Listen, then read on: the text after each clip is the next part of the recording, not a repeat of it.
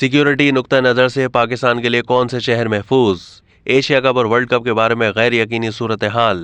Pakistan cricket board अभी तक Asia cup और वर्ल्ड कप के बारे में गैर यकीनी सूरत हाल से दो चार है, लेकिन भारतीय क्रिकेट कंट्रोल बोर्ड ने जो मंसूबाबंदी की है उसके मुताबिक अक्टूबर में एशिया कप श्रीलंका में होगा, जबकि वर्ल्ड कप में पाकिस्तान के मैच मोहाली, नई दिल्ली और धर्मशाला में कराने की तजवीज़ है। इससे पहले कोलकाता और चेन्नई के नाम भी मीडिया में आ चुके हैं। बीसीसीआई के जराये का कहना है कि अगर पाकिस्तान क्रिकेट बोर्ड अपनी टीम भारत भेजने की हामी भरता है तो मोहाली, नई दिल्ली और धर्मशाला के नाम फाइनल हो चुके हैं। ये तीनों शहर शुमाली भारत में वाक़ हैं। सिक्योरिटी नुक्ता नज़र से पाकिस्तान के लिए महफूज हैं और इन शहरों में फासला कम होने की वजह से पाकिस्तान टीम को ज्यादा सफर भी नहीं करना पड़ेगा।